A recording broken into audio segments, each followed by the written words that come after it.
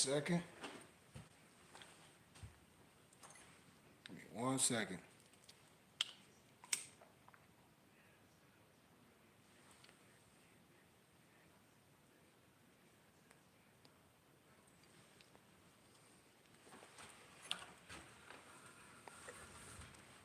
Peace, peace, peace, everybody.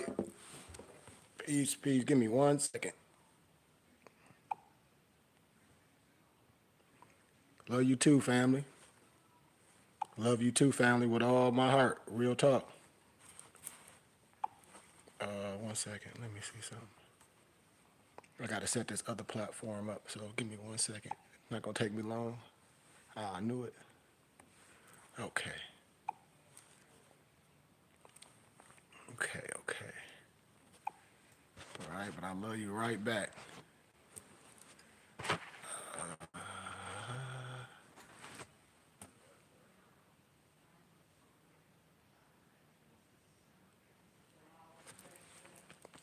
Much respect and love.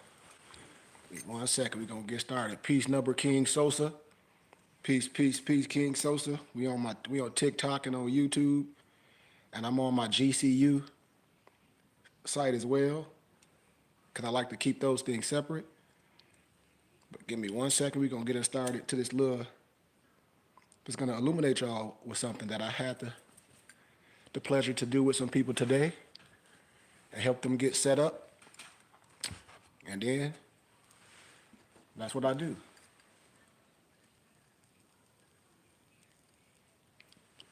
So give it a second. We're going to talk about these different trusts and what it really consists of. So give me 1 second, y'all. We'll deal with a little civics today.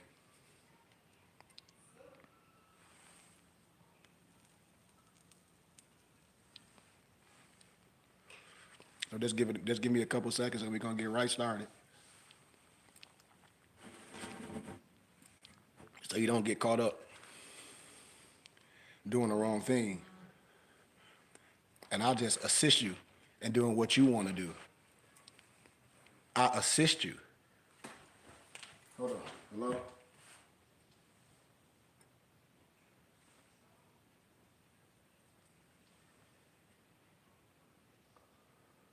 Okay, I got it. Let me see.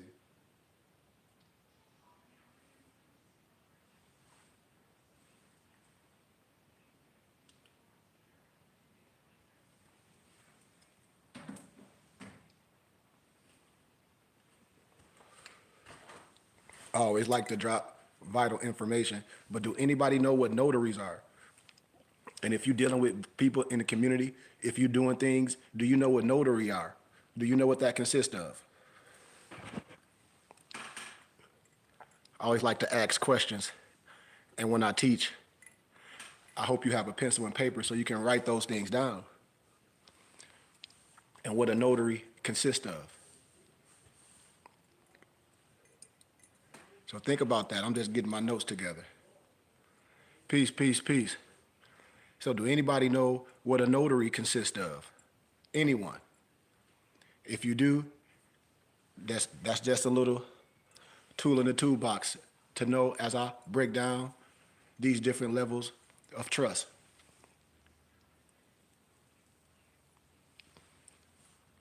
Because a lot of times when you need things notarized, most times you go to the banks, right? And if you're a member of a bank or any financial institution or credit union, they do have notaries to notarize certain paperwork. But I always tell my brothers and sisters, why don't brothers and sisters become all these things that you go outside for? Like this is what I encourage with all my brothers and sisters. We do things in-house. So when I need things notarized, we have notary right in-house.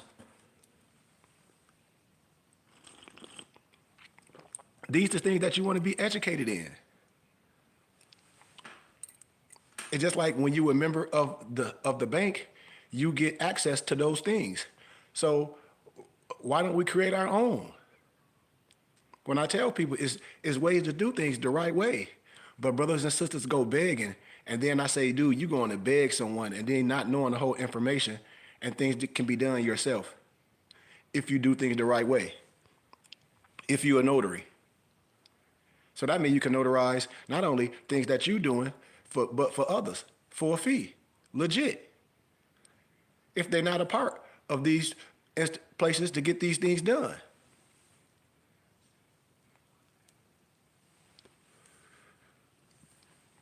Remember what I always talk about, doing things the right way. Remember that, y'all. Yep. Yeah, I need that note too. Give me 1 second. I'm just on my laptop. I don't want to. Okay, give me that one.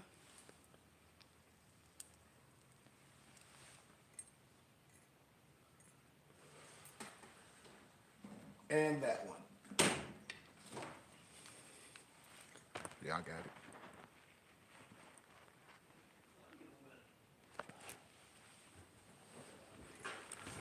You say you've been watching me for like 5 years and I still been going hard. You know what? Because I don't have to reinvent myself, brother, and I give you gratitude. I don't change because I do this in real life. Like I've been a divine minister most of my life. And so I love coming back talking to the people because it's free and this is charity for me. As I travel and I teach this, I'm back in my city of Flint, Michigan. So what I'm talking about today, I had the pleasure to talk about this with 25 college students. And they like, man, you should be a professor in this. I said, no, I shouldn't. I said, I can't be a professor here and teach all this. So they give donations and I go up there and I teach them things that help them get where they want to be, you know? So let me find my other note because I want to share some things. And so when I stayed in Flint, I went to community college, you know, for a minute. Then I transferred to Cleary University, where I got my undergrad from. I got a dual bachelor's degree in business management with a minor in marketing and sales and nonprofit business startup. But I always had the pleasure to be able to speak on these topics in academia. Man, I love you too, brother. I love you too, brother. With all honesty. And a lot of things, man, that we don't know is because we're not introduced to it. And we can't be upset at our parents and our fathers and our moms and all that. They got us to where we are. Now here I am in the flesh to be able to teach all things. And as I teach it, you can research everything I'm saying because that's what a teacher does. I tell everyone I wouldn't be able to go all the places that I go and represent how I represent if my heart is not pure. I just know what I know. That's all. I just know what I know. But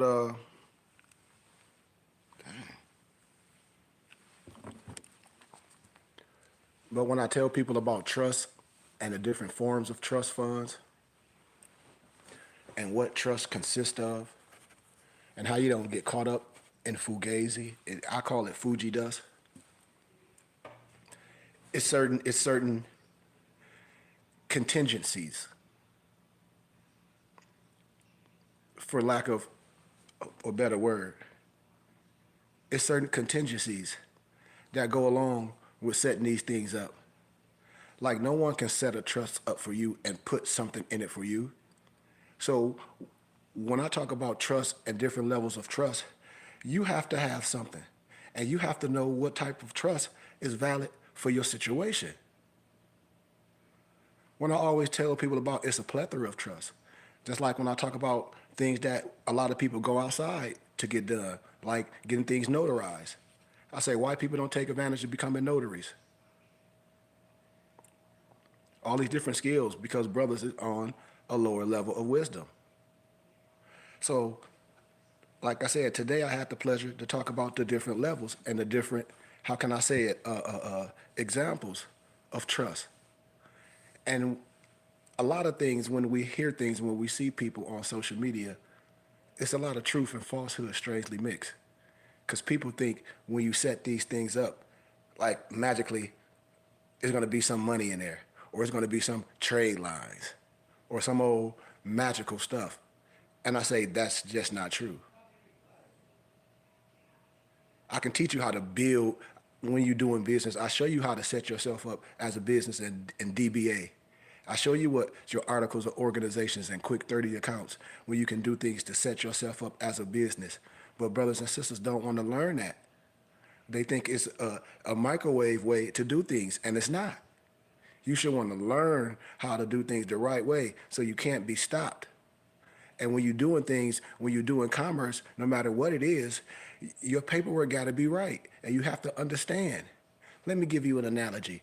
Say we all multimillionaires, and we own all these companies and things, and we got our brothers that's in ministry, and we want them to donate to us. We want them to be, and he say, man, why don't you donate to my organization? And we say, yes, we will. Just give us a tax-exempt receipt.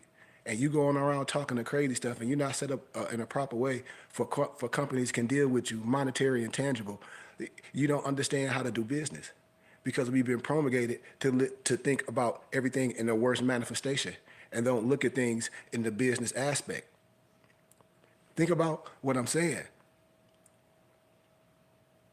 So when I speak of things, I say I don't tell nobody what to do. I say use your brain. If you're going to be doing business with others and we doing ministry and we doing things in the community, you want to be set up in a proper way. I would hope. So when we talk about different types of trust and the ultimate guide, because I can get with specifics, like it's a lot of templates, and a lot of this stuff I just had the pleasure to gather and compile during my academic endeavors and the other study houses that I had the pleasure to be initiated with, you know? And when I say initiated, it's just like anything else, being a member. I'm part of the Philosophical Research Society. So it's a whole nother level of wisdom that I'm able to study and research and ask questions. You know, I'm able to study at the Royal Archives, the Library of Congress. I have connections with Harvard, Oxford, and a whole different professors that love to do these things when you seek them out. So when we talk about different type of trust, it's, how can I say, it's so many. You know, I'll talk about a few. It's over 16. You got like simple trust, revocable trust, resulting trust, qualified, terminable interest property trust, acronym QTIP trust, qualified personal residence trust, life insurance trust. So it's all different facets of trust. Special needs trust, you know? But the education of things and doing things the right way, when I do it like a Quentin Tarantino movie, per se, and talk about the end, and then I start from the beginning. You can't, when you set up these certain things, you have to have some assets. Because if not, it's just barbershop talk. When I tell people, I said, listen, none of the things that you get into, no more science is no piece of paper that's gonna magically poof. That's not reality. If you think that, you've been misconstrued. And you will be chasing that. And that's what you would be chasing. And then eventually you will have to testify, what? That was a waste of time. That's why I know when people act like this stuff is so simple. I say, man, this stuff is confusing. If not downright intimidating. How? Because I'm an educator, I'm a student, I have to study this and look at the language. Just like any type of language, just like any craft, it's a certain language. You have to listen to the language. Because there's so many different types of trust with so many different purposes and with so many different names. And sometimes if you don't know better, you would think there were, million types of them. When I started researching them, and all having its own rules and regulations. But that's not the case at all. As complicated as trust may seem, There is a relative simplicity that runs through all of them. Watch this. This simplicity gives order and meaning to the various types of trust that exist, which in turn allows all of us to understand and appreciate the seemingly endless array of trust. That's why this is what we're supposed to have. What? Understand. You must have, that's what the scripture says. I give you what? Wisdom. I want you to have to understand. This is no conversion. This is understanding. And these things must be used for what? Power. You've been took and say these things are bad and these tools are bad, but others use these tools, what? For the exact thing that I'm speaking of. So sometimes when we talk about the basic concepts, because sometimes we have to get the basics. You know, when you're playing basketball, you want to do a chest pass, a bounce pass first before you throw behind your back, you know? But to understand the nature of trust and the many different types of trust that we can speak of, it's important to understand the basic concept of a trust. And in its generalities, a trust is nothing more than an arrangement whereby one person agrees to hold property or the benefit of another. And we create trust all the time without even thinking about it. Just think about this. How many times have you given money to, say, when you had a babysitter per se, and they need something for the kids? In a strictly legal sense per se, your babysitter accepted the money and agreed to hold it and use it for the benefit. That is the essence of a trust. Someone agrees to hold money or property for the benefit of someone else. In a pragmatic sense, you trusted your babysitter to hold on to the money and use it for the benefit of your kids. And there probably was an implied understanding that whatever wasn't spent on the kids would be returned to you. I'm just saying, I'm just using that for speaking points. But every type of trust you will ever confront, regardless of the name given to that trust, must have the same basic components. As I was saying in the simplicity of the babysitter's example, when I say I can make things very, very simple, but they can be complex. Watch what I'm saying. Someone must create the trust. And we are called this person in this context the grantor. Other people call the creditor or the creator, of the trust, the donor or the settler or the trustor. All these terms are used, interchangeably. And in that babysitter analogy, you were the grantor because you created the trust between yourself and your babysitter. You see how simple that is?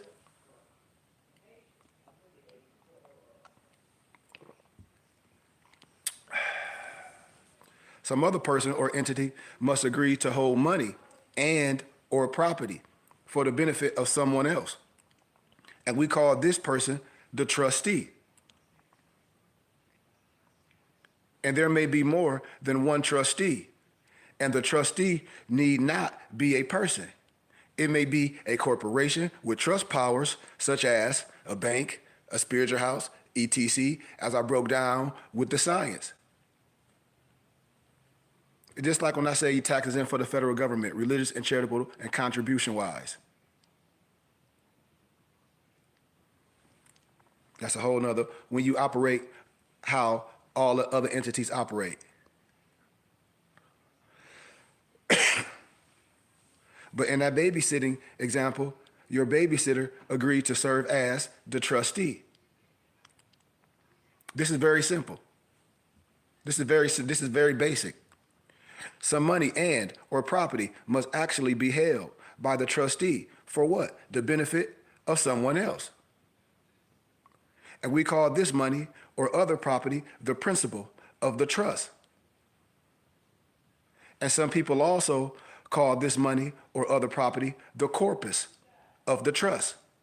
The principle or the corpus of the trust never stays the same. Some is spent by the trustee Some is invested, earning dividends and interest, and some of the principal appreciates and or depreciates in value, depending on what we're dealing with. And collectively, we call all of this money and property what? The trust fund. And someone else must benefit from this type of trust. And we call this person the beneficiary of the trust. And there may be more than one beneficiary. And in this case, they are collectively called the beneficiaries, plural. And in that babysitting analogy that I gave earlier, your children were the beneficiaries of what? The said trust. All types of trust must have what? These four basic components. You see, this is universal. I'm just giving you this is just 101. Well, no, I won't even call this 101. I'll call it 99, but we'll call it 101 because this is schoolmaster. So we'll say this 101. Because I'm gonna get deeper with it as well. And if you want to show how to set it up yourself, and then take it to, if you want to take it to your own, how your the bank notarized, you can do whatever you want. But those things that I do, not on here. But it's very simple. But you want to know what you're doing. That's why education is always first. That's what I'm giving you. I'm sorry, y'all. Somebody, hold on. I apologize. Hold on. What did he say? Okay, I got you. Apologize, y'all. But yeah. But it's the common classifications of trust. It has to be four basic components. And they all don't have to contain the same property.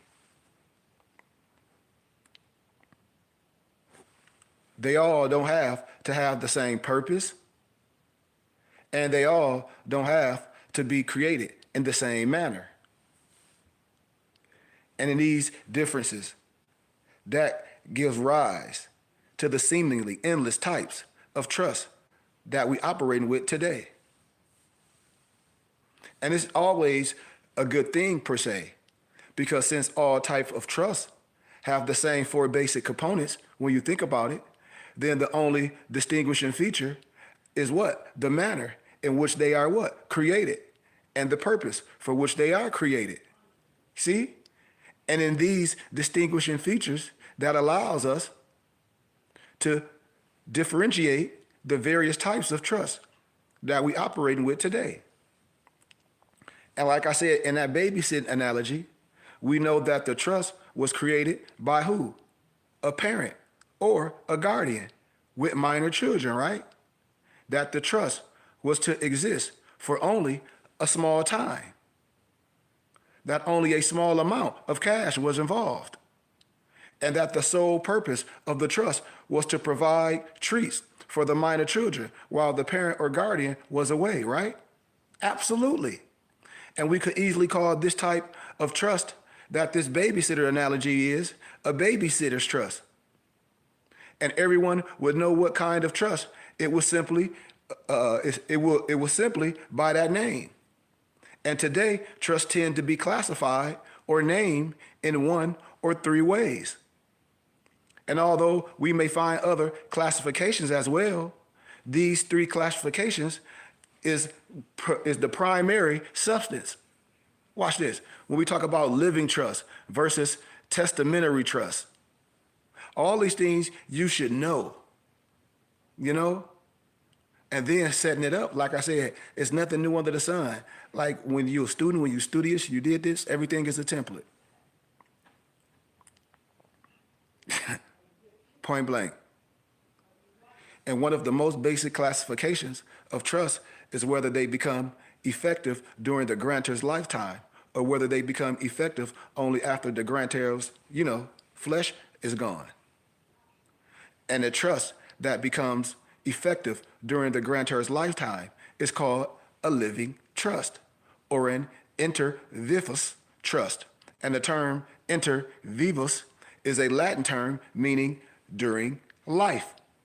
And most living trusts, except informal trusts, such as that babysitting analogy, this what we was talking about earlier, are generally created by a written instrument, which can be either a trust agreement or a declaration of trust.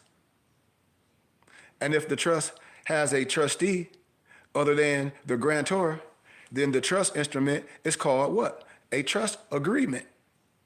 Because both the grantor and the trustee must agree to the terms of the said trust. And if the grantor is the sole trustee, then the trust instrument is simply called a declaration of that said trust, since the grantor is the only party to the trust. You see? Without a shadow of a doubt. And on the other hand, a trust that is created under a last will, which I would never tell nobody to do no will, but we're just giving for education purposes only at this moment. And testament is called a testamentary trust. A testamentary trust, by definition, can only become effective after the testator's death, because the last will and testament does not become effective until, the flesh is no longer there. And even then, the last will and testament must be admitted to probate. You hear that? Probate. And we avoid that with all due respect. That's why these things is set up for you avoid third party. You avoid that. We don't deal with that, the WILL. And testamentary trust created therein becomes effective. So what the significance of a living trust versus that testamentary trust, other than the fact that a living trust becomes effective during the creator's lifetime, and a testamentary trust becomes effective only after the creator's death. And they both have those four basic components that we talked about earlier. Three are differences that may be significant in certain, circumstances or scenarios, depending on the specific objectives that one is trying to achieve. You have to know this. It's not on me. Testamentary trusts do not avoid probate. Did you hear what I said? That type of trust does not avoid probate because they become effective only after the grantor's death. So when I say I wouldn't, that's a no-no. And I don't give advice and everything. This is for education purposes only. So if, like when I was in school and we had to do the scenario when we doing this in our class on this specific topic, I'm like, no, I don't tell nobody, but I wouldn't partake in that. Just my personal, just for my personal thing, I wouldn't partake in that. And living trusts do avoid. Living trusts do avoid. Let me repeat. Living trusts do avoid probate if properly funded during the grantor's lifetime. I hope y'all heard what I just said. Because testamentary trusts are created under a last will and testament, and there are more formalities to creating and changing a testamentary trust than a living trust. And the testamentary trusts are also more public than a living trust, because a testamentary trust is part of a last will and testament, which is a public document, which we call litigation. Cost can also be a factor because a living trust requires a separate document, whereas a testamentary trust is part of a last will and testament. With all due respect, everybody know this is the truth. You want to know. So all the other stuff can be done.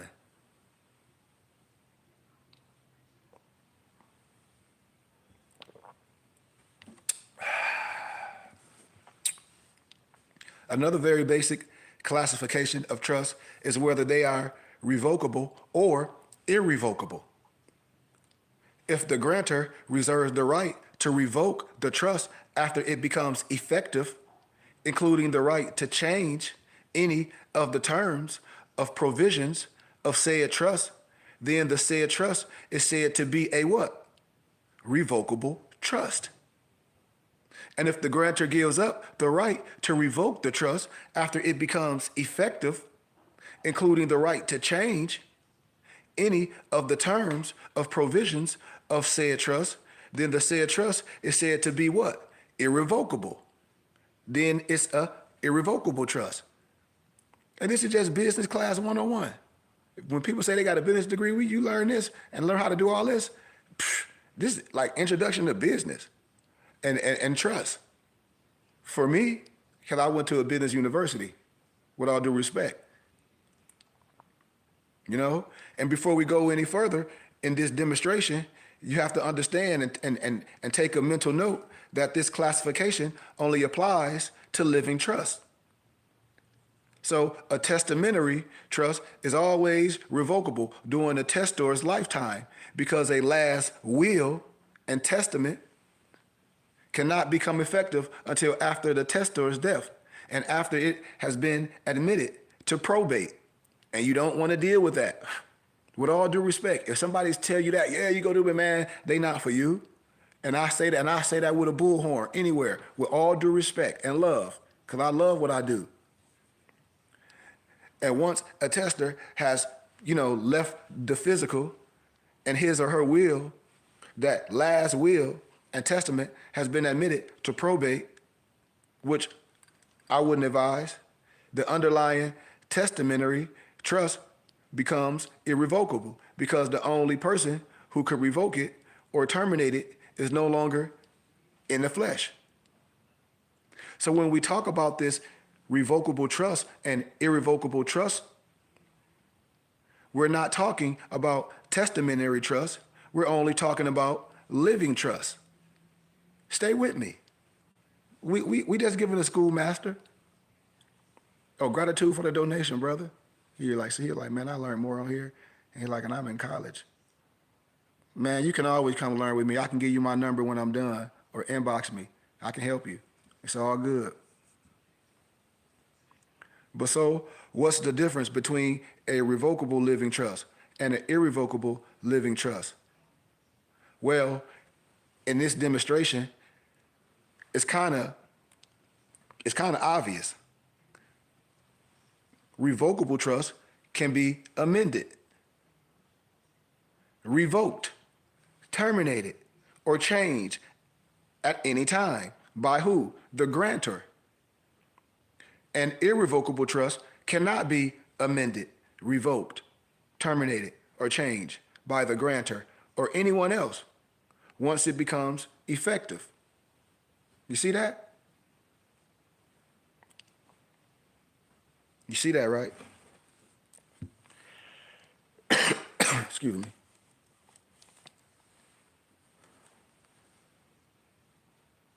And so these are the things that's very, very simple. Oh, I got to cut that off. I'm sorry. I had two things going on. But what's the science of all this? I can put it very, very in layman terms, real simple. If you put some or all of your property into a revocable trust, you can get the property back at any time you want it. You can also change the terms and conditions upon which some or all of the beneficiaries will receive benefits under that trust. In short, when you create a revocable living trust and transfer some or all of your property to that said trust, you still retain all the incidents and ownerships to that said property. You can sell it. You can give it away. You can change the beneficiaries of that said property upon when the flesh is gone. And you can determine how the property will be managed and invested while it's in that said trust. As a matter of fact, brothers and sisters, if you really want to think about it, you don't give up any rights to your property when you transfer it to a revocable living trust. That's why you're still treated as the owner of the property for those said tax purposes. This is just the truth. Here's an analogy. I love to use analogies and parables and things, right, in that context. But we're going to use an analogy. Suppose you have an apple tree in your backyard. And if you decide to dig up and move it to another part of your backyard, have you changed your ownership of that said tree? Of course not. You can still eat the apples or sell them if you wish. You can even cut down the tree and use it for firewood if that's what you choose to do. That's the existence of transferring property to a revocable living trust. Well, my professor said, he said, you should be able to teach all your people. I want to. An irrevocable living trust is a different story. If you transfer some or all of your property to an irrevocable living trust, you are giving up all your rights to that said property. That's because an irrevocable trust is, by definition, one that you no longer have the right to amend, revoke, terminate, or change. What I'm saying, you give up all your rights to any property you transfer to an irrevocable living trust. It's the same as it's the same as giving the property to another person with no strings attached. You see? Man, we had a good conversation today. Students learned a lot, And going back to that apple tree analogy, y'all, suppose that instead of moving the tree to another part of your backyard, right? Think about this. Say if you move it to your neighbor's property, whether you like it or not, the tree now belongs to your neighbor, and you can't go over there and get it back, at least not without your neighbor's permission. And guess who owns the apples growing on the tree? See, we're talking about things that is what it is. Lawfully things that you must know. Staying with this analogy for one more time, who do you think the so-called three letters, will go after in these scenarios? You know what the three letters I'm talking about. If you simply move your apple tree to another part of your backyard, i.e. to a revocable trust, the three letters will come after you for its share of the apples. Think about what I'm saying. I gave you an easy analogy. But if you move the apple tree to your neighbor's yard, the three letters will be calling on your on your neighbors. That's why you have to do things the right way. I hope you caught that analogy, because that analogy was very simple. And if you no longer own the property transferred to an irrevocable trust, why would anyone ever create one? Think about it. Actually, there are many reasons for doing these things. One of the common reasons we learn is to satisfy a property settlement. As a result, when people go through those, divorces and other things when you're going through that third party. You know what I'm talking about? And many property settlements mandate that certain property be placed in trust. Oftentimes, when minor children are in the intended beneficiaries. I'm telling you, I have the pleasure to do this stuff in academia, man, and see these things and just read things and say, hey, take this to the person that's dealing with it and see would they be honest with you. Because all I can do is give you things to take where you need to take it. And be an eye. Many elder people who are concerned about the high cost of like nursing homes and things, they also transfer their property to an irrevocable trust. You know that? Before they apply to a lot of Medicaid. When you look at those title benefits, and in order to qualify, the property must be transferred to an irrevocable trust at least 5 years prior to filing the application. And certain other requirements must be met as well. But irrevocable trusts are frequently used by elderly persons in an effort to avoid, certain high costs of nursing homes and things. This is just stuff that I was able to study in school. and talk about real case scenarios. You know, many high net worth individuals also use irrevocable trust to protect property from claims of creditors. Entertainers, professional athletes, doctors, and other high income people are particularly vulnerable to lawsuits that are in high monetary judgments, and irrevocable trusts, particularly offshore trusts or other types of asset protection trusts, are often used as a means of insulting property from these types of claims. That's why when I tell people, man, you always need somebody to know what they talk about in your best interest. Always, always, to make sure things is right. You always need that. You always need someone to know how to audit the auditor. You always need that. Because if you don't know what's going on with that bag and you don't know how to set things up, man, it can just, you can be like, man, what did I do with it? And perhaps one of the most common uses for an irrevocable living trust is to avoid certain federal estate taxes. A lot of times, y'all, in the past, individuals with large estates were subject to federal estate taxes as high as 55%. Even today, despite a personal exemption of like 2 million and tax rates reduced in those times to like 46%, you know, the federal estate tax can be one of the largest expenses incurred by a descendant's estate, you know? And one of the more common techniques to reduce the federal estate tax is to do what? Transfer property to an irrevocable trust. And transferring property to an irrevocable trust is the equivalent of making a complete gift of the property, since you don't have any right to get the property back or to alter or affect its use in any way once the transfer is made. But people don't see the good use in that as well. And upon the grantor's death, the property is not subject to federal estate tax. Why? Because the grantor no longer owns it. Right? Mm-hmm. Of course.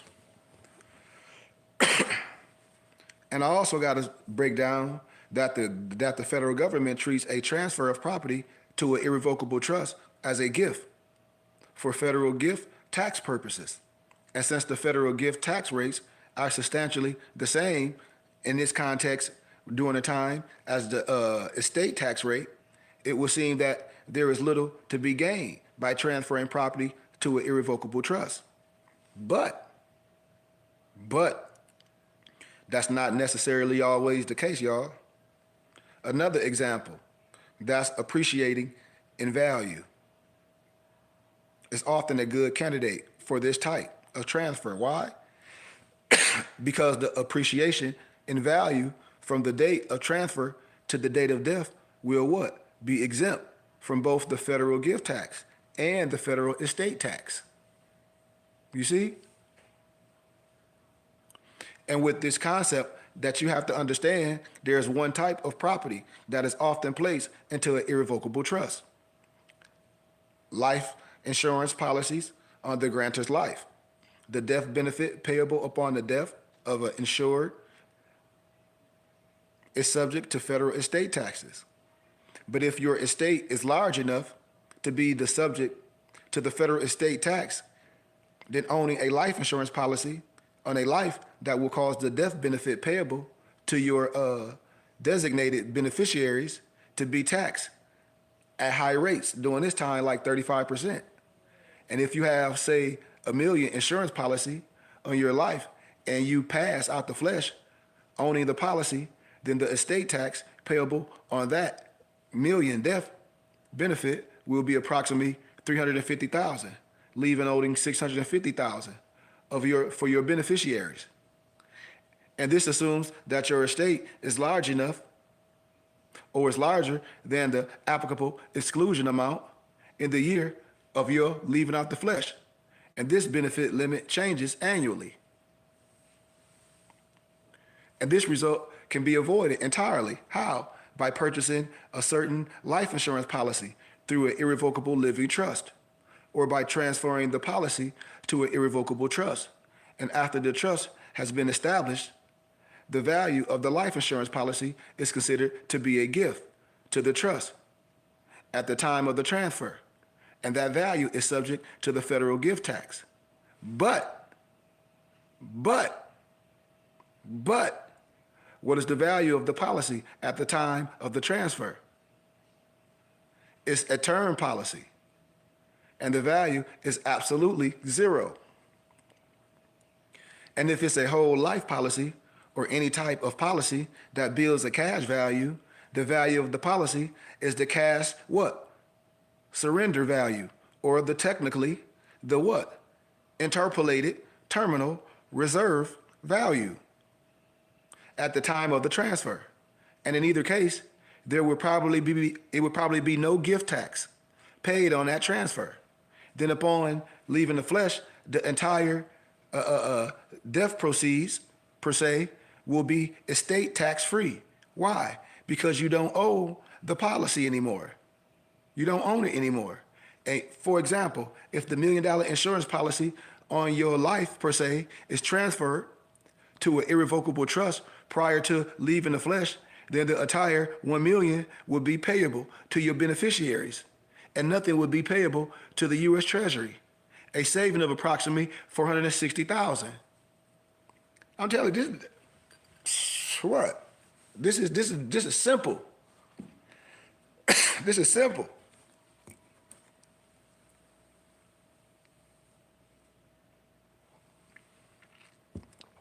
And while two basic classifications of trust, living versus testamentary, which you don't want, because that's litigation, and revocable versus irrevocable. Hold on, let me get some water.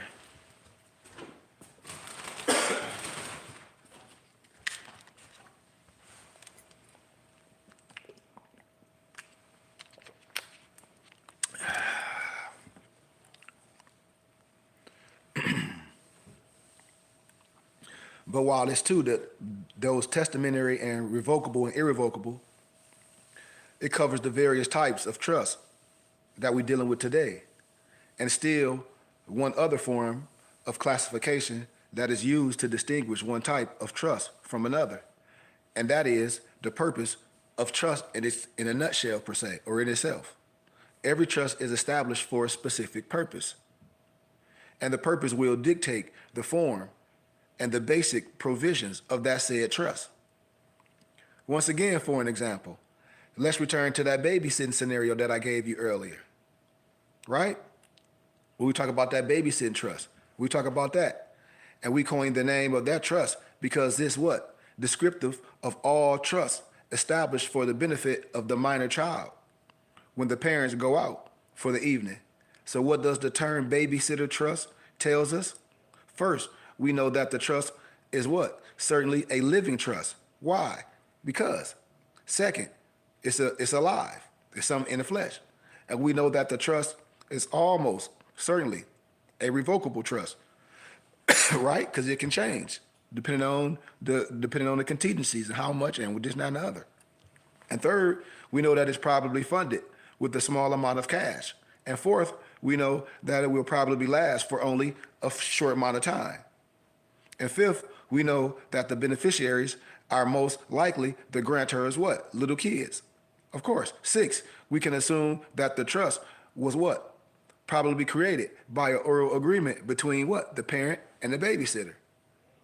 So you see how much information is conveyed by a descriptive title? Just knowing the purpose of the said trust will give you a vast amount of information about the trust in a nutshell.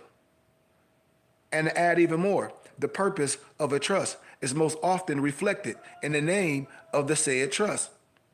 Another example, if the Smiths, per se, were creating the babysitter trust described earlier that I used as an analogy, they would probably call it the Smith Babysitter's Trust. Why? Because they'll make it specific to them. Just like if I call it the Goodman Babysitter Trust, you know? And it's a further reason why different types of trusts are classified according to their purpose, whether you like it or not. Just about every trust has certain income tax and or estate tax consequences associated with them. Many trusts are established primarily to take advantage of certain income or estate tax benefits that are provided under these tax laws. In order to get these benefits, however, the tax laws require that certain terms and provisions be included in the trust instruments. And as a result, all trusts that seek a particular tax benefit will be very similar to one another. And therefore, knowing the purpose of the trust will give you almost all the information you need about the said trust without ever having to look at the trust instrument. Got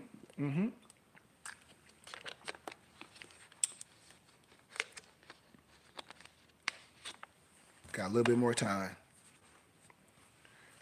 I'll give us some little common stuff. In short, I'll give it like a little short list of more common types of trust according to the purpose. And in each scenario that I'm going to break down, I'm going to include a brief description of the types of trust and some of the more common elements associated with their purpose. And all of it's not inclusive. The short list, it should provide a good basis for an understanding of all types of trust that you may come across. I'm not going to get through them all today, but I'll just talk about a couple. Like, it's a trust called an AB trust. I don't know if nobody never heard of an AB trust because it's an AB trust. It's a type of trust that splits into two separate and distinct trusts upon the leaving out the flesh of the grantor. And one of the separate and distinct trusts is a credit shelter trust, which is designed to hold as much of the grantor's property as is sheltered from the federal estate tax by virtue of the unified credit, i.e. $2 million for descendants passing in certain years, and say 3 point whatever for descendants passing later on. The other separate and distinct trust is a marital trust, which is designed to hold the remainder of a descendant's property, which is sheltered from the federal estate tax by virtue of the unlimited marital deduction. And these separate and distinct trusts are designed to eliminate or reduce the federal estate tax liability of a married couple over the death of both spouses. And an AB trust arrangement can be created under a living trust or a testamentary trust, but I don't recommend a testamentary trust because that's a will and that's litigation. Since these provisions do not take effect until the grantor's passing out the flesh. So a credit shelter trust and marital trust. Also you can see family trust and bypass trust. So when you can talk about like asset protection trust, that's another form of a trust. An asset protection trust is a type of trust that's designed to protect assets from the claims of creditors. And there are two types of asset protection trust. You have a domestic asset protection trust, also known as what we call an onshore trust, or the acronym ADAPT, acronym DAPT, and a foreign asset protection trust, also known as an offshore trust. And both types of trusts are also referred to as self-settled spendthrift trust. Asset protection trusts are always irrevocable living trusts, always. And both types of asset protection trusts have come under considerable scrutiny from the federal and state governments of late. Of course they will. Especially since the passage of the Bankruptcy Reform Act, as its popularity and as it's popularly called, and according to the continued viability of asset protection trusts, is the subject of considerable debate. You also have a trust it's called the bypass trust. So the science of a bypass trust is another name for a credit shelter trust. This type of trust is often called a credit shelter trust. Bypass trust. See that bypass? You bypassing something. So if you bypassing something, I can see in this context when we're dealing with this, it's a credit shelter trust. Because it's what? Shelters property from what? The federal estate taxation by virtue of what? Unified credit, excuse me, for the amount of property that can be placed in this type of trust and sheltered from the federal estate taxation by virtue of the unified credit. And many people also refer to this type of trust as a bypass trust because this property placed in this trust is not subject to federal estate tax in the surviving spouse's estate. In other words, it bypassed the surviving spouses for federal estate tax purposes. See, that's why you have to have a good person to have your best interest when people be talking about they're going to set this up and set it up for them and it be in their interest. You need that eye. That's why I say it's worth it. You know?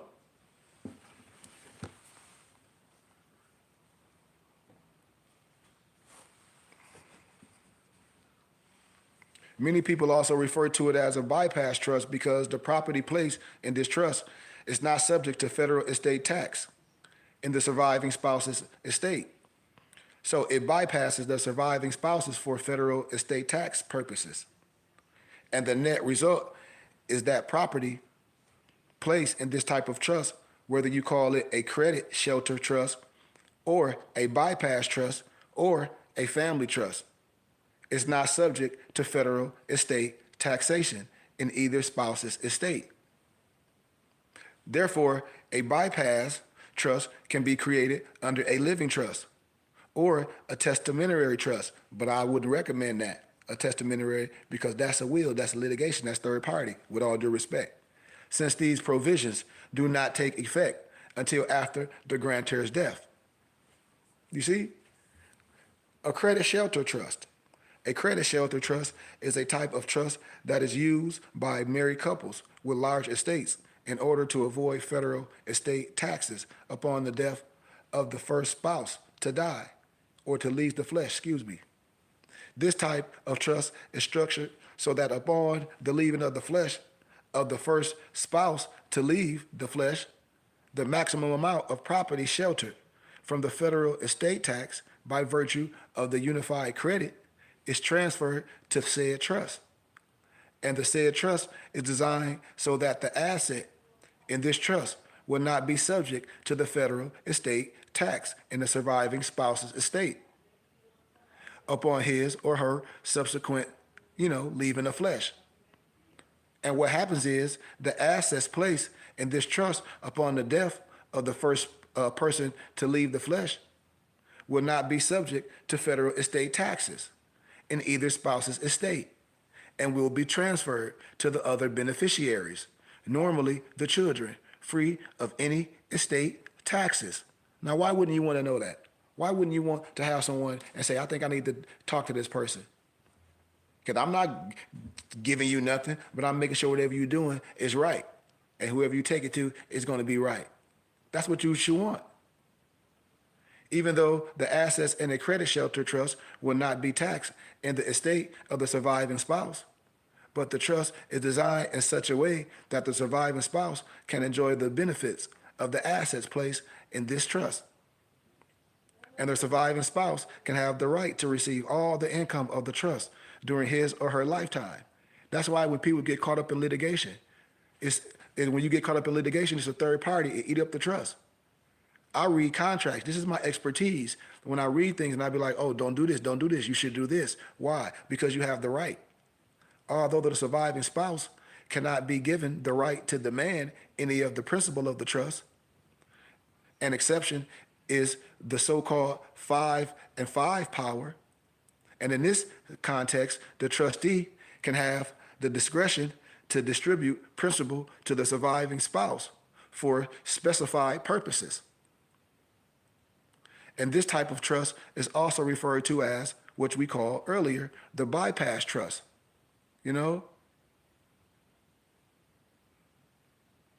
Because this assets placed in this trust effectively bypass the surviving spouse for federal estate tax purposes. And some people also refer to this type of trust as a family trust in order to distinguish it from a marital trust.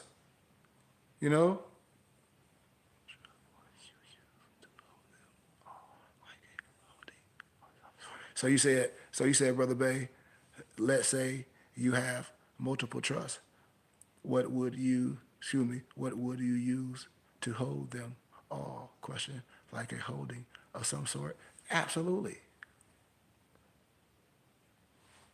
Absolutely. Absolutely.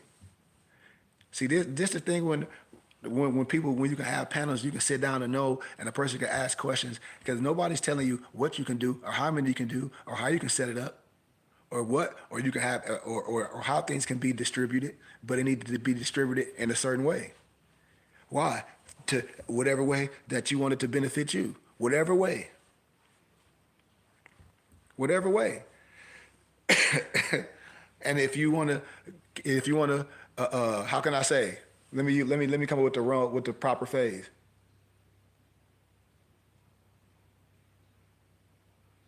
If you want to control things but own nothing, then you set it up in a certain way.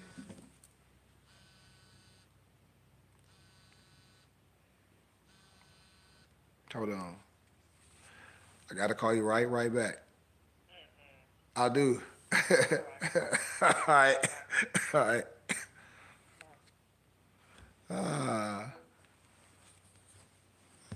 right, crazy. But yes, absolutely. See, a lot of times, brother Bay, when we do things, we let people tell us. We let people arbitrarily explain us things to us, and we don't know. And so, anytime you doing business, when you don't know, it's no one's job to tell you, per se. It's no one's job to tell you. That's why I always say it's no excuse of not knowing the law in the court of law. So, and then for me, I will always have certain things set up. And for me, if I had the bag like what we talking about and things set up, I would be another thing. I'm part of a community, so I'll be donating to that community, and so it'll be a whole bunch of other things that I'll be able to do.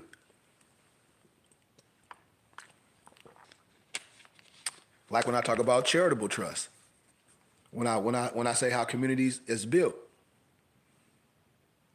you know, just like just like all these things we should talk about so we can have clarity. But I talked about a few of them. You got all different type of trust. Like you got the charitable trust, you know, all those different type of trusts,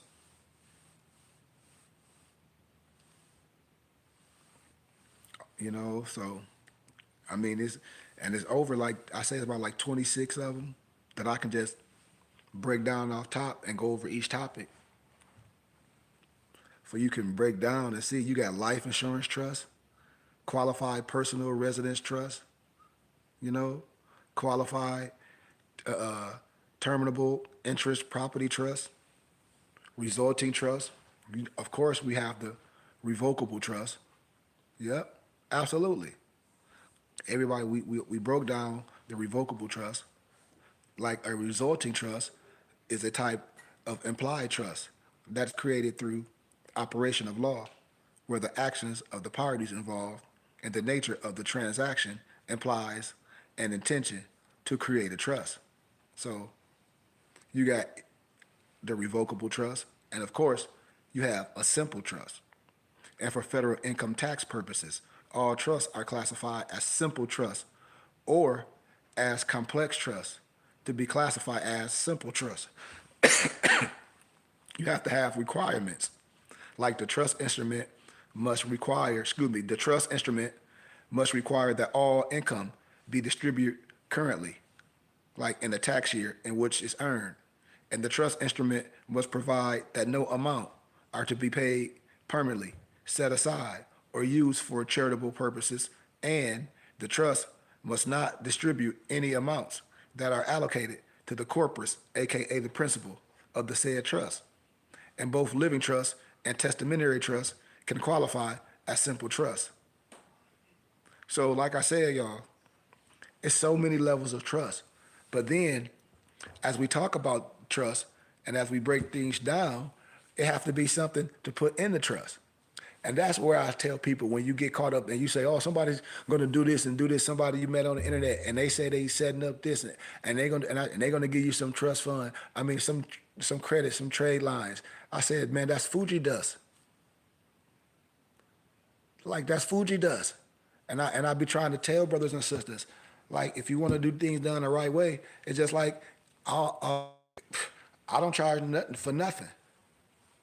I don't charge for nothing. Now, if a workman is due is higher, if you understand that, I don't charge nothing. I don't have a price for nothing. I tell people they want information from me, you can donate to my temple and school, but I don't have no price or nothing. I'm breaking these things down. So this stuff is very simple. You know? This stuff is nothing complex or hard, but to have a form of trust where you say, oh yeah, I'm gonna take this and I'm making a trust. And I say, okay, well, what's you putting in the trust? It's nothing in the trust. You know? And I'm like, what, you gonna put all your gym shoes in the trust? All the paperwork that you get off Google and TikTok, you gonna put that in the trust? You know, all that. I mean, like what? It has to be something in there. It has to be some type of asset. I talked about it. Property, ET this, something, some of value to say you're going to have this type of trust. You see how a lot of this stuff can be just barbershop talk? You see how a lot of this stuff can be just barbershop talk?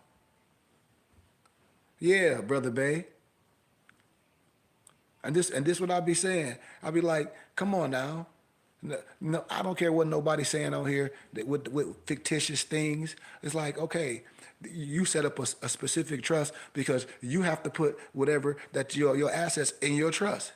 And setting up a trust is not going to magically inject it with no funds. And it's not, and nobody's not going to do that and give you somebody said they're going to give you some credit lines and some trade lines worth X amount of dollars. That's just not the truth. And that's just not how this trust thing works. It's not set up like that. You see how easily a person can get caught up in truth and falsehood strangely mixed?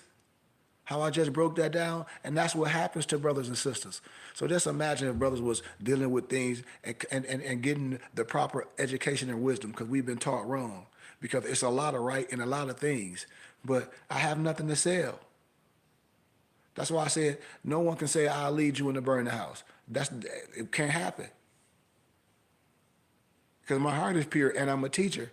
What I'm telling people when you're doing things, especially no one can inject something in your trust or say, man, somebody set you up a trust fund and then it's going to be $1 million in it.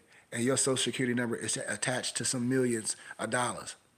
Like, come on, man. You've been hearing this for decades. That's not how these things work, my brothers and sisters. I promise you, with all due respect, anybody with a tittle of understanding and wisdom know exactly what I'm saying. And we shouldn't be promulgating nothing that get anyone in trouble. So all these different trusts that I broke down, I don't care what trust you set up, which one you choose. Nothing's going to change with your life. Nothing's going to change with your life when all these people say they took themselves out of this and put themselves in a trust. I said, man, okay. I said, dude, what are you talking about? Because the things that you're saying really, it's really don't make sense. Because why? You have nothing. And I'm not saying nobody, and I'm just saying in generalities, it's no trust. It's nothing. It's nothing. It's nothing to be protected. There's no funds. There's no life insurance policies. No one have these things to be set up in a specific way as I was breaking these things down in these different facets of trust because it's contingencies on what? To have these certain trusts. Nobody's going to set your trust up a certain way and waste their time. I wouldn't, give a person and show people templates and I say, okay, well, it's contingent to what? Have these things.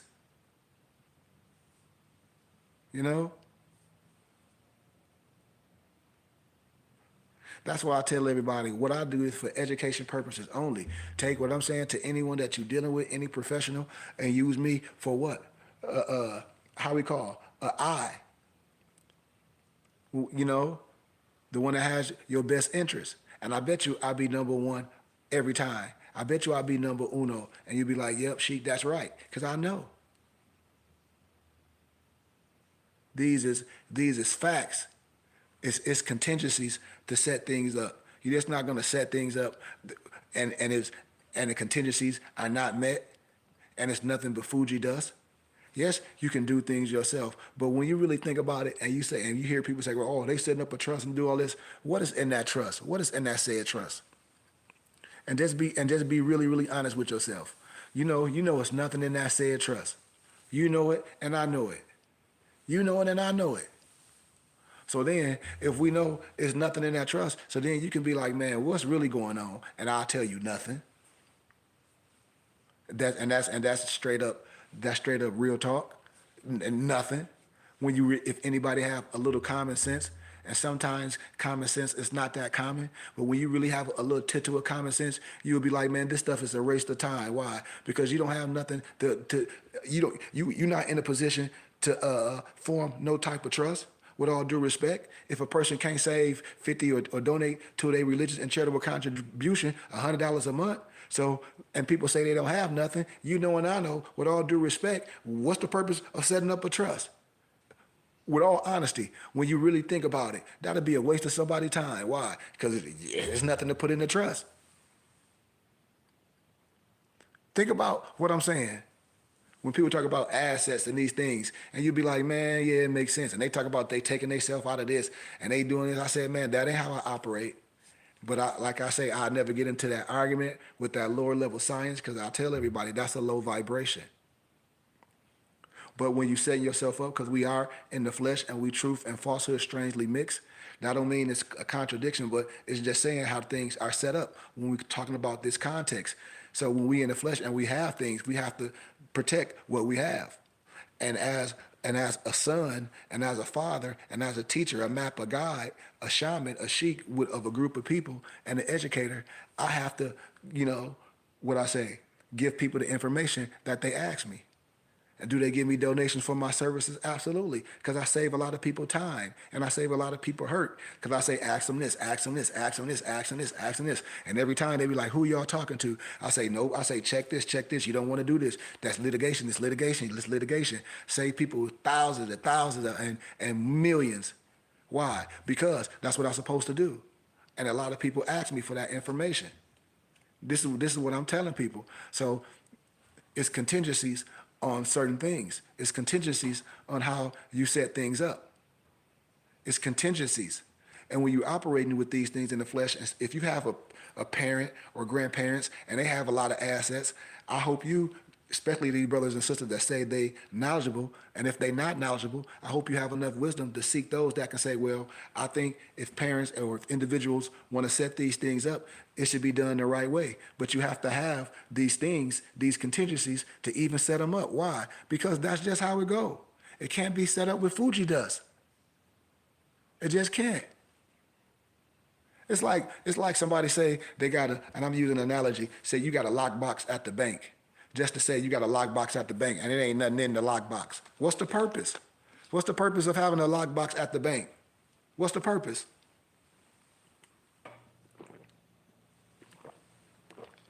What's the purpose? And this is no disrespect to no one because we don't have to disrespect no one. What we're doing is using both our whole brain. It's like, yes, that really does make sense. I know. It's no purpose of certain things. And when you think about it, and then it's totally out of context because you being took off what need to be going on into these things. And when I say brothers and sisters, it's a certain way to do things. But if you're doing these things, I hope you have assets. And when you're doing these things, nobody's going to give you no trade lines. I promise you. It's smoke and mirrors. I promise you. It's smoke and mirrors with all due respect. And so we should be able to have these conversations, no matter what title no one has. This what I tell people. I say, so if you have a parent and they have assets and something happened and they got kids, say you got a brother or a cousin, or not a cousin, but a brother, hypothetically speaking, that the parent don't deal with, and they have a will, and they say, oh, here comes brother such and such or sister such and they know that their parents got a will, but they've been, a junkie or whatever the cause may be. Now, and they sue the estate like I'm a child too, and now you going through litigation through the courts, a third party. This is where I say a certain trust, it protects you. What? It avoids what? Litigation. Certain trust, when it's set the right way, it avoids certain taxation. And when you're part of a community, when I show people the Sopranos, when I show people how you have a religious community, a lot of things be donated to the religious community. And people that make good money, they get a tax-exempt receipt. Why? Because they don't want to give it to Uncle Sam. They'll donate to their religious and charitable contribution of their choice. And they get a tax-exempt receipt. That's a whole nother type of charitable thing in the flesh where other things can be done. And the funds you will really see them being used. Why? Because we're a private banking system. And this is the dynamics of all this. When I tell people you can learn everything, but you must be willing to learn. You can learn everything, but you must be willing to learn, because there's nothing wrong with learning. There's nothing wrong with a lot of things. I just tell people we've been miseducated. And when we be re-educated, like Carter G. Woodson said, the miseducation of we've been taught wrong. And a lot of times by our own kind. And so these situations and these scenarios that I'm giving, you can take this anywhere and it be valid. I can give you references, source books, from universities and academia. I have templates of all these things, but it have to be something in that in order for you want to go through the process of doing those things, of setting these different type of trusts up. If not, that's why I be saying, why waste your time? It's some other things that must be in line before you even thinking about making a trust. I always tell people it's some contingencies on things. So if those contingencies are not in line, I think the individual or the individuals need to be focusing on some other things, to build those assets up. No matter what form of asset. If they're tangible, liquid, X, Y, whatever it is, gold, whatever, I think that should be a more focus to acquire some form of wealth and do things and know how to generate things and all that before we think about those things. Why? Because that's what we should do. Even though those things can be set up if you have like offsprings and if you want to have life insurance, because I broke it down earlier, which ones is good for certain things in those scenarios when you paying for those things, and when the flesh is gone, it can be set up a certain way where it's not taxed per se. It's not taxed on a certain type of level. I broke that down. So in that context, everyone should want to know that if you're doing those things. And I always encourage people to get life insurance and all these things. I encourage it, if that's what you want to do. But it's other, and then it's also with how we do with our organization. So it's so many levels of trust, on paper, setting yourself up personally, and of the dynamics to where, like a person to say, a plethora of trust, a plethora of trust, and how those funds in the community, in the religious community, can be used a certain way, and how tax codes and things can work for that body. All these things is infused together of knowing. All those things. And so that's all I wanted to share with my brothers and sisters.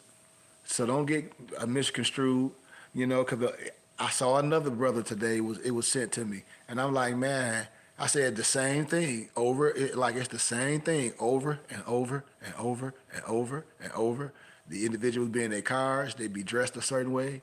And then they say they got some magic to where they can fix this and they getting this and they got that car and this and that and the other and this and then I be like, so that's what it's about, acquiring some tangible things. That's what it's about, getting a car. I said, because that's not what this science is about. And I said, this is what we got caught up in, this lower vibration. It's all about some acquiring a thing.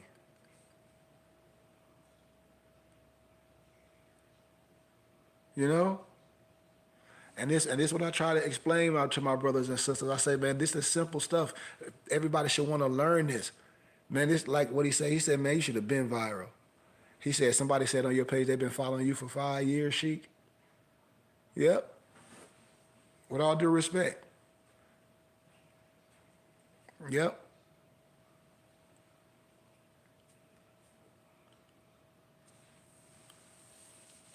So everybody should want to learn the right way to do things and be like, you know what, you absolutely right. So you don't be wasting your time and your finances.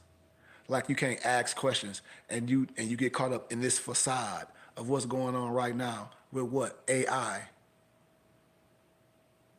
This is what I'm saying, man. The Mac, y'all don't see what's happening? Man, clearly y'all don't see what's happening. I know you do.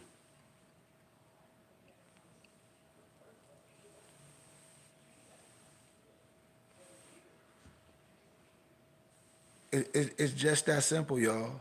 So we should be able to talk openly, and simple.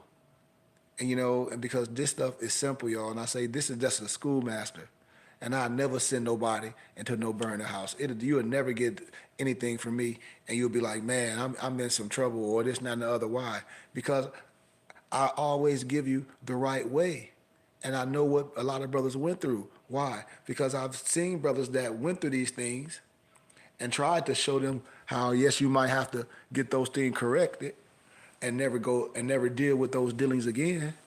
But some people just want to keep touching that stove as adults because they get into the science for the wrong reason, And it's a plethora of them. You see them all on these social media. A lot of them get into this science for the wrong reason. And then you see them and they be what? Straight up paper T. And they become ROGERELVIC. And that's what you see. And when I say that, it's the language. It's a certain language. And they all will be sitting together in the same place. With all due respect. And everybody know I'm telling the truth because it is. We are the only group of people that do this to ourselves. We are the only group of people that get on social media with other social media people and get payola put on us. Research what payola is. And these people don't be screening them. This stuff should be straight up infomercials. Like on BET Light Night when Cleo came on and that Pastor Carney Wilson. They used to be screaming. But see, and this is what happened. This stuff is payola. Y'all don't know. When I tell people things, I say, listen, man, I took business, I understand. I run my own businesses. So a lot of these scenarios I have the pleasure to look at, I analyze things very well. I'm looking at this analyzation. I'm like, oh, this is cap. This is just trash. With all due respect. Yeah, payola. Yeah, people be like, what? I be like, all you gotta do is research it. I drop so many words on people, they'll be like, what? Be like, what did you just say? The research it. Payola, absolutely. They be using these figures. And when if I show y'all things, you'll be like, man, sure enough. Because they all be in the pyramid scheme and the Ponzi scheme. All of them. They be all in that. They be all in that. That digital this, and that, and the other. I'm telling you, they used to be on my page and they was quiet in the church mouse because I travel on my own dime. They said they have 400 acres in these things. So I know how we get played. And it's easy to see that with respect and love. And that's why a lot of those things can't come around Islam. When the truth is easy to be discussed, to easily be revealed, you know? And so it's just certain vernaculars and sciences that brothers and sisters like myself, I've had the pleasure to be introduced to a lot of things. And academia done a lot for me. My upbringing done a whole bunch for me too. And so when these things that I talk about, when I tell my brothers and sisters that we have just been played and we're not looking at it because a lot of these things is not right. So all those different trusts I just broke down, I showed y'all. I didn't finish them. I'll finish some tomorrow. But when you have a trust, it has to be something in there. Just because you set up a trust don't mean magically this. It doesn't work like that. You know? This just with all due respect. Like I tell people, it's other things that need to be going on if you don't have the contingencies for said trust to even be established. Right? So when I tell people how we get played upon by our own people, characters with people with fictitious names. So when I say payola, be a person that look that up and be like, man, that's crazy. You know? When you see these things, you'll be like, whoa, like, wow. You'll be like, yeah. When I say pyramid and Ponzi scheme, I mean, it's all the same. It's a lot of other, it's more vernacular that I can give where it'll correct a lot of things or it'll open your eyes and you will see how things are really being played on a person, or a person trying to put a spell on you. It's another dilemma. It's another piece of, how can I say it, convincing, called the influencer, where a lot of those individuals that's in those pyramids or those Ponzi's, they use that. But when you understand all these things, you're able to make that stuff crumble up like Fuji does. You know, it's what it is, and you can call it out for its entirety. Exactly what it is, with all due respect. With all due respect, you know. And so when I say payola, when I say a lot of brothers and sisters and a lot of these other different influencer things, they'll see a person that have a lot of influence or a lot of followers. They'll link them up and give them a couple dollars to try to bring, more of the Wonder Twin power, activate crazy stuff to you, you know?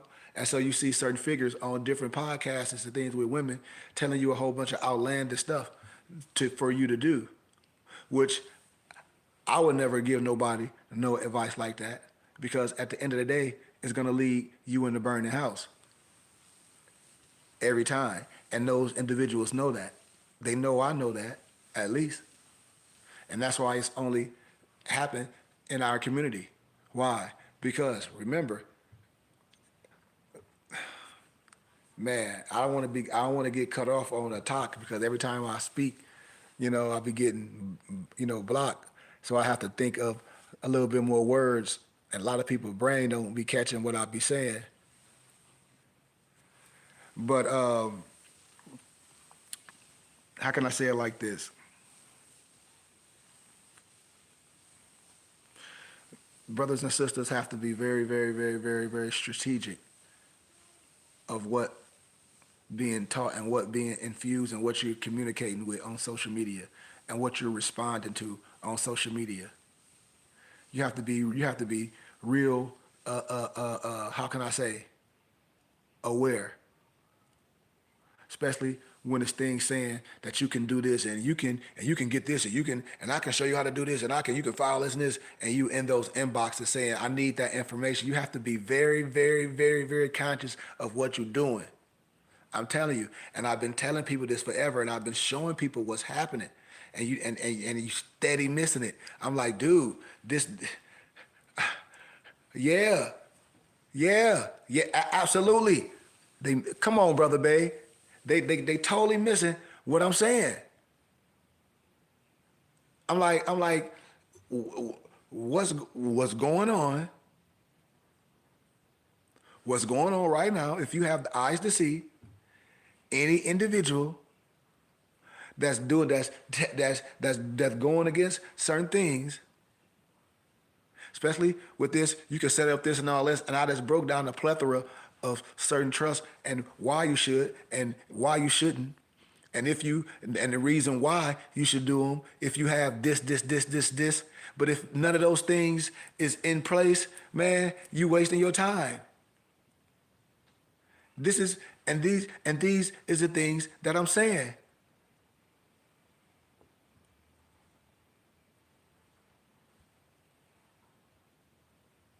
So when you think and when you think about these things, when I talk about the SEC, how when people do things, you have to be registered on certain things when you're dealing with a certain type of funds.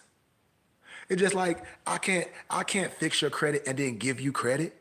Like, that's a conflict of interest. With all due respect, you should have. That's so simple. And when these people do these things, you're getting it. Then I got to give you something of what I got. But then I'm responsible to pay the whole principal. Oh man, that's cold blooded, ain't it? So you're gonna have me falsify a whole bunch of documents. You see how I say no, brother? There's no reason to do these things, and nobody's lives changed.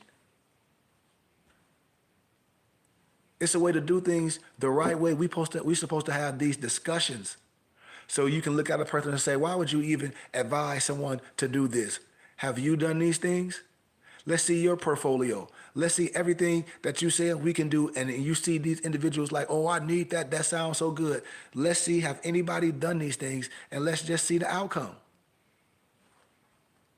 And let's just see the outcome. Because all these things is public information. It's a thing called doc number.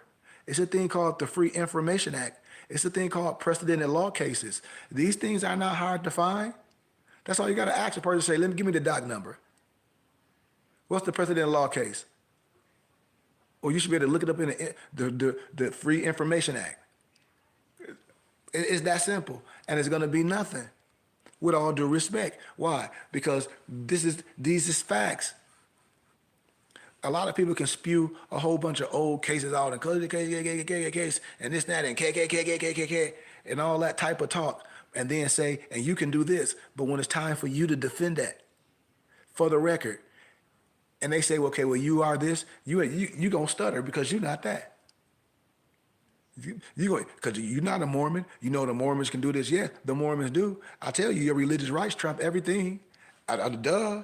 You don't have to be like nobody else. You just have to be a part of something that's real. Why do we have to make things up? This is what I tell people. An individual is not a collective. And this is what I tell people when they say, well, I'm a Mormon. Well, no, you're not. So we falsifying things. There's no reason to do these things. And then when it's time for you to defend it, you can't defend it. And there's no one there that's going to be with you to defend that. Especially individuals that has a fictitious name. None of those individuals will be there to defend those things. I promise you this, with all due respect. It's just not going to happen. With respect, it's just not going to happen. And people start consuming themselves with what? Those type of fallacies. And they become PT, they become PT, paper T, foreign and abroad. I got to stay politically correct on the top because they'll knock me off. Boom! They'll take the paper and ball it up and shoot it in the trash can. You know what I mean? So I have to talk in a certain way. I'm telling y'all, man. Think about the simplicity of what I'm saying. From with all brothers and sisters, you'll be seeing these brothers. They talk about they wasting their time, and it's no productivity. It's nothing going on. It's the same thing. And so when I say we should be able to spot that, wow, because they popping up like it's nothing. They popping up. I told you, somebody just sent me another one with a dude got a big lion. He got a nice lion necklace on with another thing. He riding his cars. He's saying the same thing the other dude saying. I said, I told y'all.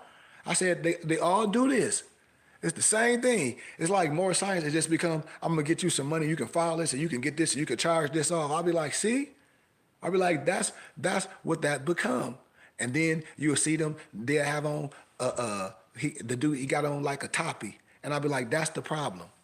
Right there, because a person try to get into the community and say, oh, because they know people there, and they know people, not people like me, but a lot of brothers and sisters, they're gullible. Why? Because those are the individuals that people be following. I can pull all these individuals up, but I got all these people saved, and these people be all the people that be on here saying they be all in their inbox. Man, I need that. Show me how to do this. I'll be cracking up. That's why I'm saying it's messed up. All I'm doing the exact same. All I'm doing the exact same thing. So how can something be especial? How can you say yours is better than this one? Why? And everybody doing the same thing. Think about it. You see? And this and this what I be saying. I be like, dude, y'all know exactly what I'm saying. Like there is no way none of this stuff is valid. These what's happening is the Jedi mind trick is being played on us over and over and over again. Man, it's a dude, and I will give this guy credit. His name is JT. He had a show on YouTube called JT Pocket Watchers, and he had all them brothers on there. He had the Black Wall Street people on there. He had all these religious dudes on there. He had all them on there. All the people that talk about pay for your leisure, all these, the Muslim dude, and got him quad in the church mouse. He talking about he had 400 acres. All is Fuji dust, and so give people the opportunity to explain what they saying, and they only do this in their own community. And then they go somewhere and reinvent themselves. That's all I'm saying. I'm saying we should be past that right now. We should be past all this stuff. Somebody can often to get this paperwork stuff. Y'all should be past those things, those lower things. Oh, I'm joining somebody's tribe in some community, and somebody on the social media telling you, and yeah, when we go through polls, we shouldn't have to pay nothing and all that. That's all. This is what you think more science is. For when you go somewhere, you don't got to pay no toll. Okay, and then after you don't pay no change, no dollar, something, then what? Now what's the next thing? Because clearly you confusing me. Like I was saying, this stuff it don't make sense. That's the science though. We don't pay this and this, and so we go through toll, we don't want to pay the toll. Man, you ain't even going through no toll. I ain't paid no money, I no toll since I don't know how long.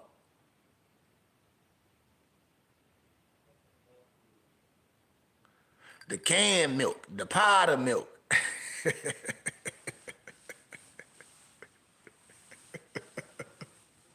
Man, let me get out of here, man. Let me get out of here, man. For real. But come on, man, my brothers and sisters. Come on, my brothers and sisters, for real. We should be able to have dialogue and correct ourselves because, right, brother, babe. That's why I be laughing, man. Like I said, I have so much joy, man. Like I said, I just can't do it no more. And I say, man, let things be. We gonna proceed. We just have discussions, but it's already written on the table. And so everybody have the choice to do what they want to do. I hope when you do it, you can't make any excuses because there's no excuse of not knowing the law in a court of law. When you are an adult, there's no excuse of not knowing the law in a court of law. You can't say brainwashing. There's no excuse of not knowing the law in a court of law. So when you playing these games and you really don't know what's going on, and it really, like Pac said, when the pressure's on, it's a hit. Ski mask, extra gas, bring the clips. When that happens, I hope you know how to defend yourself. And I hope you don't plead to a lesser charge and then you admit guilt and all these fictitious things come to its forefront, as I've been letting my brothers and sisters know.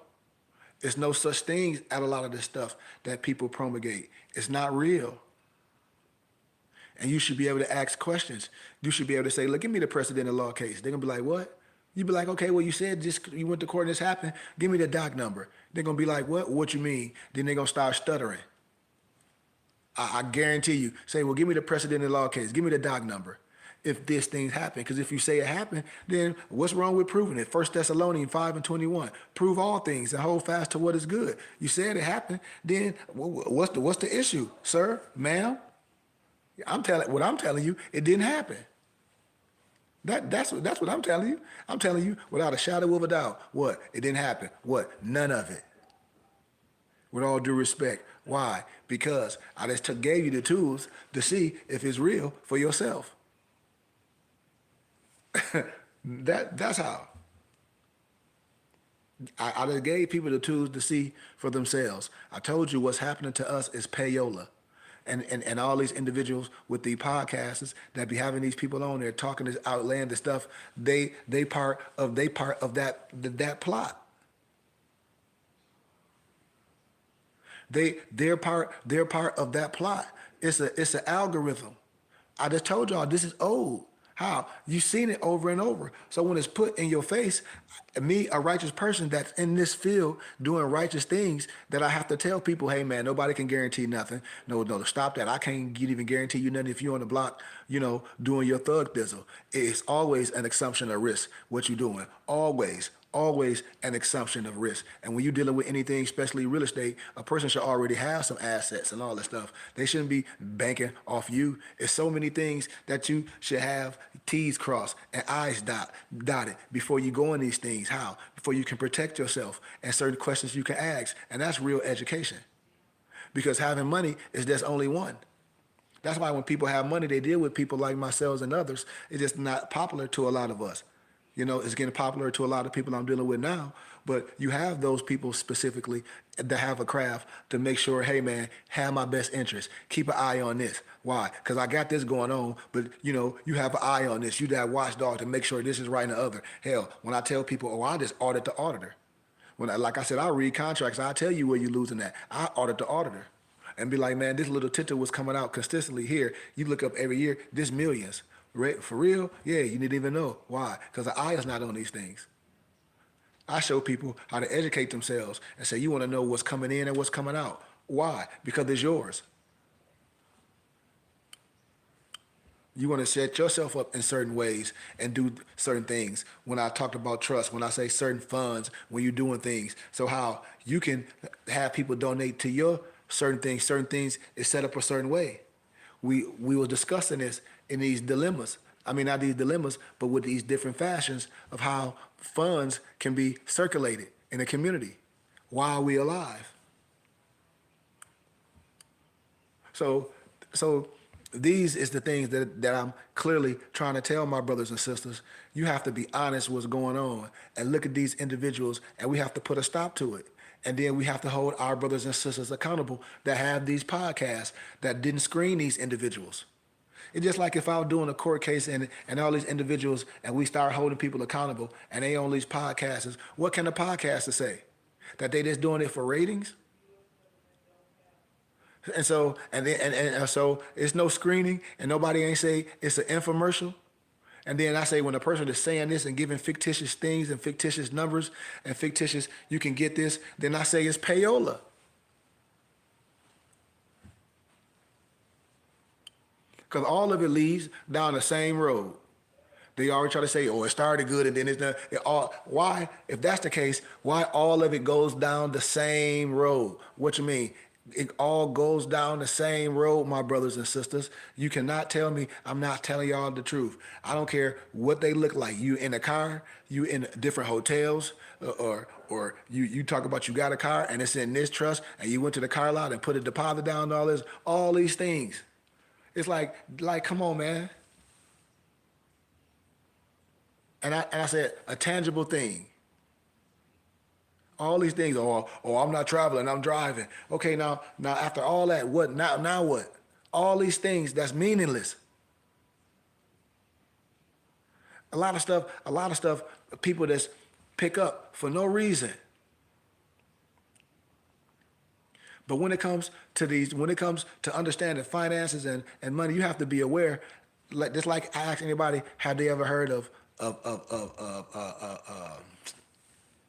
what's his name? Bernie Madoff. When I talk about Ponzi schemes and pyramid schemes, a lot of stuff be the same thing. You have, and all I say, I have an eye to see these things. It's just like that. A lot of that other stuff, that multi-level marketing thing, it's all a cycle. It's all ran through the same thing, the same language. And so this is what I tell my brothers and sisters. When we have discussions and things, no one will get caught up in these things. No one will get caught up buy someone's program. And then when you buy someone's program, now you open yourself up to a Pandora box. What's the Pandora box? Now you got to get this. Now once you get this, now this open up to the door to this fake simulation per se. And then boom, you got to go through this. Now you got to pay this extra. Then you got to go through this simulation. So it goes. That's just what it is. Why? Because this is just facts of the matter. And so when we doing these things and when we operate in a specific way, we just need brothers and sisters like myself and others to be like, no, man, for nobody won't get caught up in a burning house. We can be like, no, man, that's not right. That's not a wise thing to do. And give you a plethora of information of why it's not wise, not only for you to do that, but to be even discussing that on these platforms where anybody can see. You know? Where anybody can see. Because I guarantee you that they are, certain individuals are looking. Because that's just what it is. I know this. I know a lot of them in the field. And that's what I tell people. Anything I say it on the corner with a bullhorn. And I'm telling a lot of people don't know these individuals. And a lot of these individuals are set to do these things. When I show y'all old things like COINTELPRO and all these people that when they get in trouble, then they allowed to come out and say some of the most outlandish things because you have to get certain flies caught up in the web, per se. I hope you caught what I said, you know? Why? Because it's the same. But then I told y'all the reason why it's allowed to go so long is because what? Civiliter mortis, as Brother Bay said earlier. You have to do some of the most outlandish things, and then that might be added upon. That's why. So when you see individuals doing that, and you be like, man, why they ain't got this, that, and yet, and this, that, and the other, yet, and all they been doing this for that long? Because they didn't care. But now the spotlight is on. Why? Because social media. I'm telling you. All the people that said they did with these coins and this, that, and the other, and they can do this and this, that, and the other, and this fake simulator. And I tell people, I've been telling them, I'm like, dude, all this stuff, catch up. You have to be educated in things, and no one can guarantee you nothing. If we dealing with investments, say if we dealing with any type of stock, I can't guarantee you nothing because it's always an assumption of risk. Sometimes things snake, and you have to have the right variables. And for me, I would have to have a conglomerate again when we doing any type of investment because a certain individual is going to be watching that all the time. You know, that's going to be something that they do.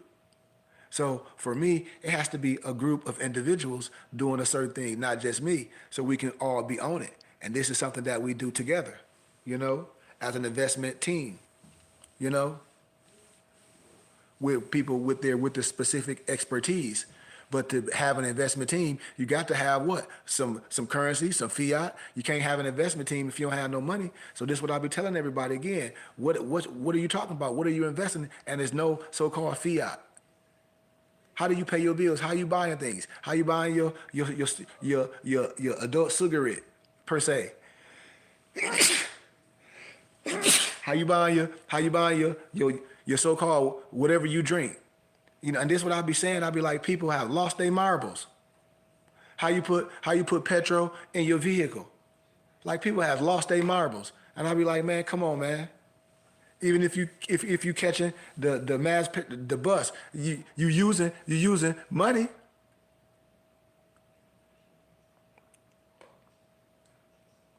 Because with money, I can get gold. With money, I can get me some fee. I can transfer it. Hell, none of that other stuff is backed by nothing. This is what I be telling people. I said, no, we got to deal with reality of things and not let people get us caught up in things that are just not valid because people are afraid to ask certain individuals questions. And a lot of people are not educated in the right science and know the language. When I say, man, it's a language of everything. It's a science to everything, and I'm breaking it down as a schoolmaster. So there's no reason for no one to get caught up in no fictitious things when you wrapping your hands around someone telling you that they can magically make you something, and no one can make you nothing. No one can give you a piece of paper and it's going to change the dynamics of your life. What it can do, it can really mess things up. But nothing's gonna change. You're not gonna magically get no money. You know, I definitely don't recommend you take nothing and try to go deposit it to no bank. I can show y'all all the bad things that happen to that. You know, I can show you all the bad things that happen to these people that's playing this game. None of that stuff is real. I promise you that. Nobody has no paper you can take to the bank, and they gonna look at that as accounts receivable per se, or something that you can deposit. That's not real, and I want people to really understand that. No one have no money that's valuable as U.S. currency. I don't care who on that. I'm telling you, man, like it's a lot of things that I tell people is just not valid. And you should always seek proper counsel. How? In anything that you're doing, especially when you're dealing with your finances, especially when you're dealing with investment, especially when someone telling you they can guarantee, that should be antennas go up. What? No one can guarantee nothing. There's nothing guaranteed in no business. Nothing is guaranteed. Everything is an assumption of risk. What? Everything. So the first thing I tell you is what? Educate yourself. And what? In everything that you're doing, educate yourself and all the trust. I'll break it down all the trust and why certain trust you should have and why you shouldn't. You should want to know.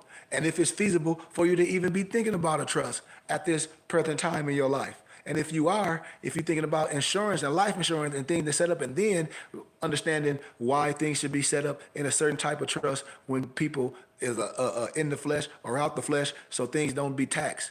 And that can be valuable as a fiat or money or assets, you know, tangible assets.